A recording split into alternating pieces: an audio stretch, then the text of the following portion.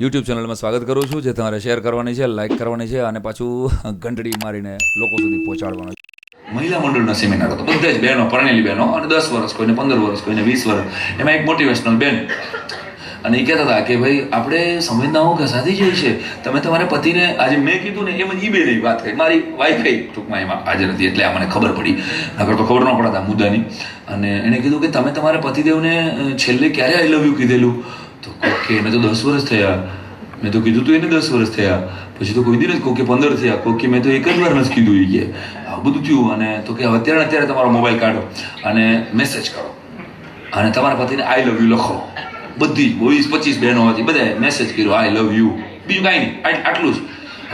હવે જો 10 મિનિટમાં જે હામાં રિપ્લાય આવ્યા ને એ બહુ ભયંકર હતા. બધાએ એકના પતિદેવે લખ્યું કે હા પૈસા ખૂટ્યા.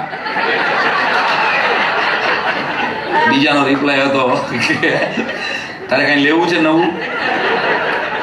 ત્રીજું હા આજે બહાર જમવાનો પ્લાન છે.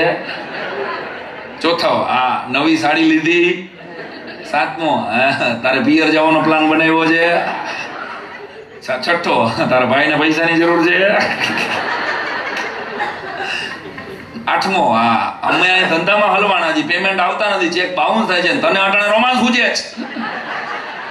ફાઇનલી છેલ્લો જવાબ કોણ?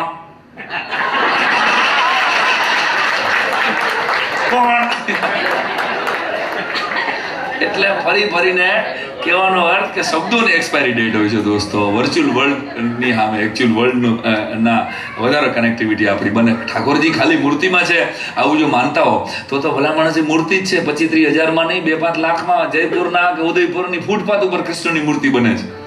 પણ એ મૂર્તિમાં પ્રતિષ્ઠા થાય છે. આપણે ત્યાં શબ્દ બહુ સરસ છે, મૂર્તિ પ્રતિષ્ઠા મહોત્સવ. મૂર્તિનો પ્રાણ પ્રતિષ્ઠા મહોત્સવ આવો શબ્દ છે, ધ્યાનથી સાંભળો તો. એટલે જે મૂર્તિમાં પ્રાણની પ્રતિષ્ઠા કર્યા પછી તમારા ઘરમાં ઠાકોરજીને પ્રાર્થના એ કરવાની કે હવે અમારા પ્રાણમાં આ મૂર્તિની પ્રતિષ્ઠા કરજે તું. બધા મારી અંદર છે, ક્યાંય બહાર ભલે આપણે આપણી શ્રદ્ધાથી જઈએ પણ અંદર છે, નાથ દ્વારા આપણી અંદર આખે આખું બેઠો છે. આપણો ઠાકોરજી, આપણું રજ, આપણું ગોકુળ અંદર બેઠું છે. એ જો ગળે ન ઉતરે તો ભલામણ બહાર તમે ગમે એટલી મહેનત કરો તો કાંઈ ફેર ન પડે. એટલે મારે કાર્યક્રમને વિરામ આપતા આગળ જવું છે. પહેલા એક કડી ગાવી છે ખાલી, અને તમારી બધાની તાલીઓની તાલ સાથે પણ શીખવાનું તો ઘણું બધું હતું. કાયમ હજારી નામનો એક કવિ મોરબીની ધરતી ઉપરથી મુસ્લિમ કવિ, અને આ માણસે કવિતા લખી મને બહુ ગમે છે કે કૃષ્ણનો પ્રેમ છે ને કીર્તિદાસ એક સેલ્ફ કે ઇટ મીન્સ કીર્તિ આપનારો છે. કૃષ્ણને જેટલા પ્રેમ કર્યો. તમે જો કૃષ્ણ 16,000 ગોપીઓ વચ્ચે ઉભો છે, મને તમને એમ કહે છે કે મને મળવું હોય તો ગોપીઓને વિંધીને આવો. આપણે ગોપીઓમાં જ ગોટે ચીડ્યા, બાકી તો મળવા તૈયાર જ. અને કૃષ્ણનો પ્રેમ કીર્તિદાસ છે. કાયમ હજારીની કવિતા કે રાધા મીરા ભેગી થઈ ગઈ વૃંદાવનમાં એક સમય પર. રાધા અને મીરા બે વચ્ચે યુગોનું અંતર છે, પણ એક કવિની કલ્પના સાંભળજો. તમે દિલથી માણો છો એટલે મને ગાવાનું મન થાય, કહેવાનું મન થાય. રાધા મીરા ભેગી થઈ ગઈ વૃંદાવનમાં એક સમય પર. એક પૂછે છે ક્યાં છે કાનો, એક પૂછે છે ક્યાં છે ગિરધાર. રાધા બોલી મારો કાનો આખા જગનો રખવાલો છે. મીરા બોલી મારો ગિરધર પ્રેમ સુધાનો એક પ્યાલો છે. બંને પગલી પ્રેમ દીવાની ભટકે વનવન ડુંગર. એક પૂછે છે ક્યાં છે કાનો, એક પૂછે છે ક્યાં છે ગિરધર. હવેના શબ્દો મને ગમે છે કે રાધા બોલી મેં કાનાને મુજ હોઠોથી ચાખેલો છે. રાધા બોલી મેં કાનાને મુજ હોઠોથી ચાખેલો છે. મીરા બોલી મેં ગિરધરને મનમાં માણેલો છે. એક તરફ છે પ્રેમ કિનારો, એક તરફ છે ભક્તિ સાગર. એક પૂછે છે ક્યાં છે કાનો, એક પૂછે છે ક્યાં છે ગિરધર. રાધા બોલી મારો કાનો પ્રેમ રમતનો પરસેવો છે. રાધા બોલી મારો કાનો પ્રેમ રમતનો પરસેવો છે. મીરા બોલી ભક્તજનોને મારો ગિરધર તો મેવો છે. એક રહે લીલાની વચ્ચે, એક રહે છે મસ્ત કલંદર. એક પૂછે છે ક્યાં છે કાનો, એક પૂછે છે. છેલ્લે અંતરો મને ગમે છે કે આમ જુઓ તો યુગનું અંતર. રાધા અને મીરા વચ્ચે હજારો વર્ષોનું અંતર છે સાહેબ. આમ જુઓ તો યુગનું અંતર, આમ જુઓ તો નાય જાજુ. આમ જુઓ તો યુગનું અંતર, આમ જુઓ તો નાય જાજુ. રાધા મીરા આખિર તો છે એક જ સિક્કાની બે બાજુ. રાધા મીરા આખિર તો છે એક જ સિક્કાની બે બાજુ. અને બંનેને જો બાદ કરો તો સાવ અધૂરો લાગે ગિરધાર. એ ગિરધારી મારી ને તમારી વચ્ચે જીવે છે સતત. મને ને તમને શીખવાડે છે કે ગોવર્ધન લીલા હું કરું છું ને ત્યારે ટસલી આંગળીએ ગોવર્ધન તોડું છું. ઇટ સેલ્ફ કૃષ્ણ મને ને તમને કહે છે કે સમસ્યાઓ અને પ્રોબ્લેમ્સ જિંદગીમાં ગોવર્ધન પર્વત જેટલા હોવા જ જોઈએ. હું તો કહું છું પ્રોબ્લેમ, કોઈ ડોક્ટરો બેઠા છે એને પૂછો, આ રેડિયોલોજીસ્ટ બેઠા છે, બે ડોક્ટરો હસબન્ડ વાઈફ જેટલા, સીધી લીટીમાં કાર્ડિયોગ્રામ હોય?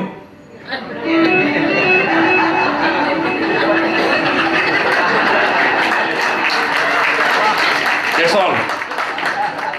લાઈફ એ સીધી લીટીમાં નથી બોસ. સીધી લીટી થઈ જાય એટલે ડોક્ટર એમ કહી દે કે સોરી લઈ જાઓ. તો અપ એન્ડ ડાઉન હોય કાર્ડિયોગ્રામમાં તો જિંદગી છે. તો પછી ઉતાર ચડાવ, ધંધાના, સંબંધોના, નુકસાન ને ફાયદા આવે, એનું નામ તો જિંદગી છે મારા વાળા. એનાથી હું ફાટી પડવાનું.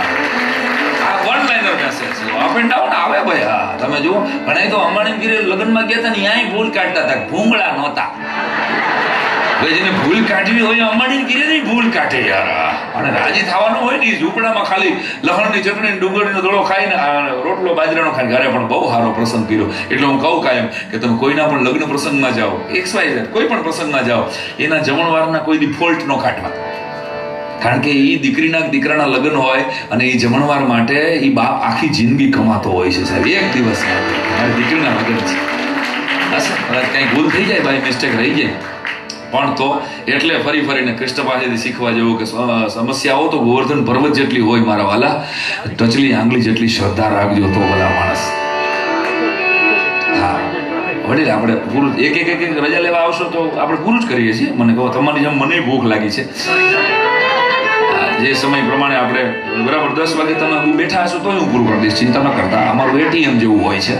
પણ એક જણો અહીં જો રજા લેવા આવશે તો આપણે એક હારે જે ગીતની યાદી છે, અને એ ગીતથી મેઘાણીથી હું શરૂ થયો હતો એટલે હું મેઘાણી ઉપર વાત પૂરી કરીશ. એ પહેલા ખાલી આ બે વાતો રહી જાય છે એટલે મને એમ થાય કે હું હજી કહી દઉં.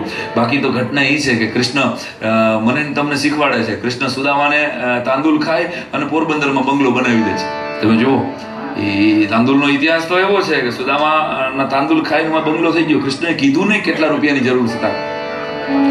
એ મને તમને શીખામણ હતી કૃષ્ણભાઈથી શીખવા જેવી. તમારા ભાઈબંધને મદદ કરો નહીં અને ખબર ન પડે એવી રીતે કરજો ભલા વાળા. એમાં એને ફોન કરીને કહેવાય નહીં, ઓલો 10,000 લેવા આવ્યો હતો મોટા અને ખબર એને આપણે પછી દઈ દઈએ. એને એમને બંગલા કરી દીધા. આ કૃષ્ણભાઈથી શીખવા જેવું હતું. આ 2-3 મુદ્દાઓ જે મને ગમતા હતા એ મેં તમને કીધા. એટલે કોઈએ કીધું હતું દ્વારિકામાં કોઈ તને પૂછશે કે કાન, ઈસુભાઈ ગઢવીની ગમતી કવિતા, કે દ્વારિકામાં કોઈ તને પૂછશે કે કાન ઓલી કોણ હતી ગોકુળમાં રાધા, તો તું શું રે જવાબ દઈશ માધા. દ્વારિકામાં કોઈ તને પૂછશે કે કાન ઓલી કોણ હતી ગોકુળમાં રાધા, તો તું શું રે જવાબ દઈશ માધા. ઓલી અને ત્યારે કૃષ્ણએ કીધું કે ગોકુળ, મથુરા, દ્વારકા વનરાવની તો મારા પંડ ઉપર પહેરવાના વાઘા. આ ગોકુળ, મથુરા, દ્વારકા વનરાવની તો મારા પંડ ઉપર પહેરવાના વાઘા. રાજીપો હોય તો અંગ ઉપર રાખીએ, નહીતર રાખીએ એને આઘા. આ સગળો સંસાર મારો 16 શણગાર, પણ અંતરનો આત્મ છે રાધા. હવે કોઈ પૂછશો માં કે કોણ હતી રાધા. રાધા કૃષ્ણ જેવો પ્રેમ આપણો જોડાયેલો રહે.